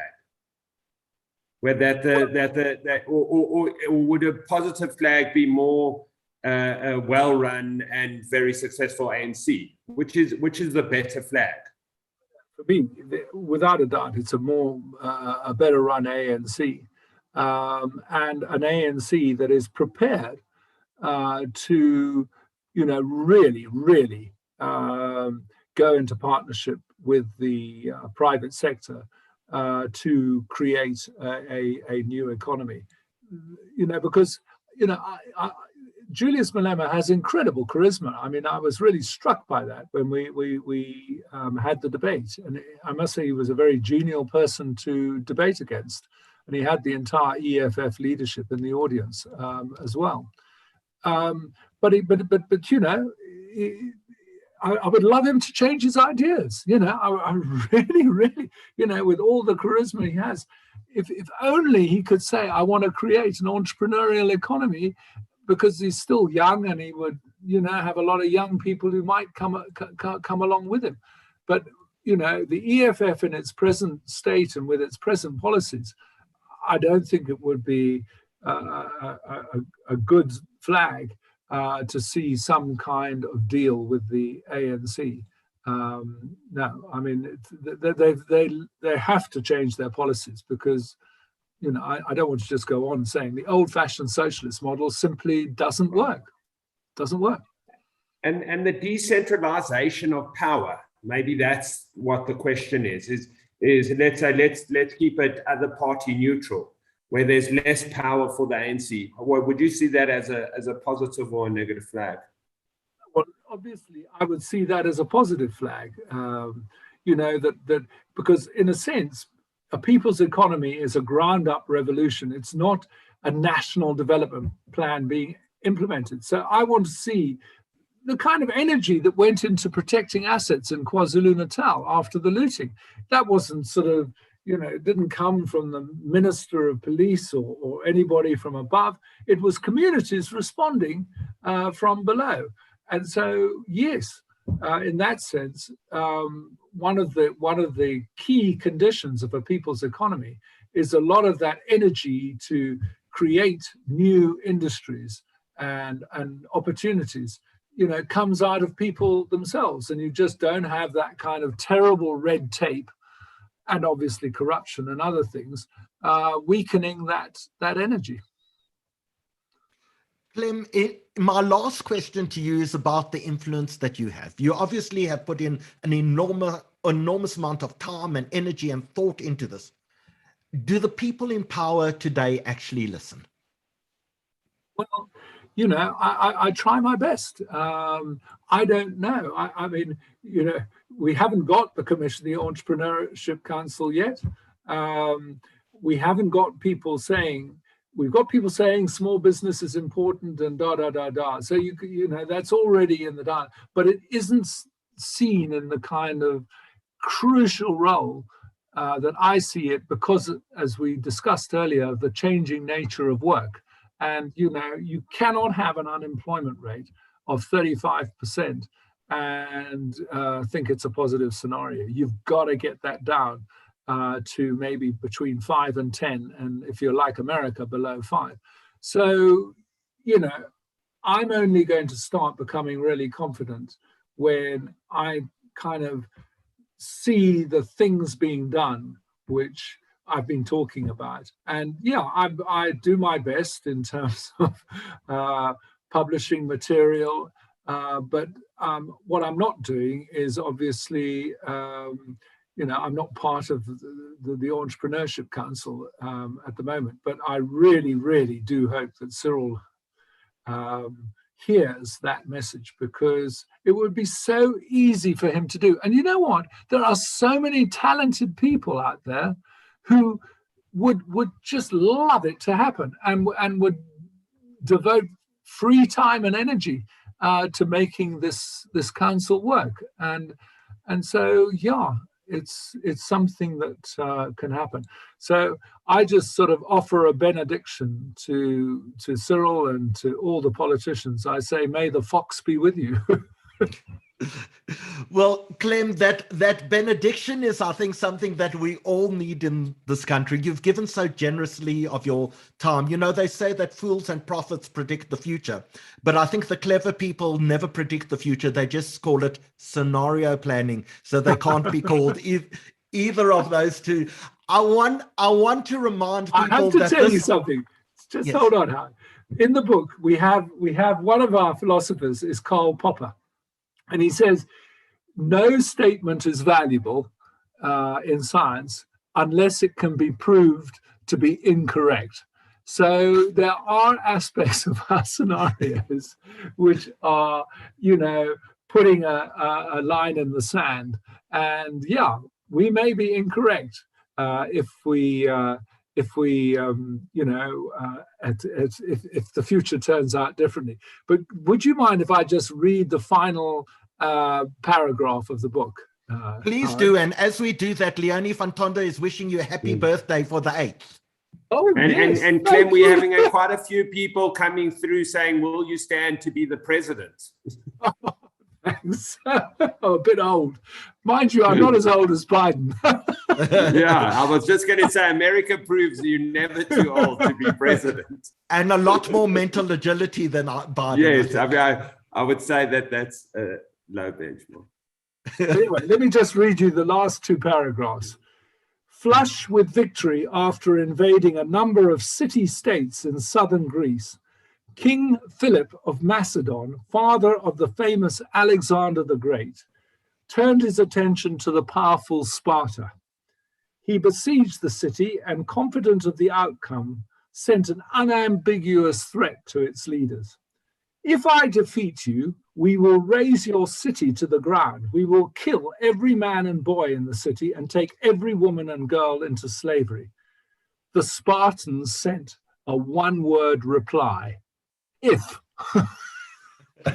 And that is the point, is that there are choices, there are multiple futures. And if we roll up our sleeves to create a people's economy, we may well achieve it, just like we did in the late 80s in achieving a democracy.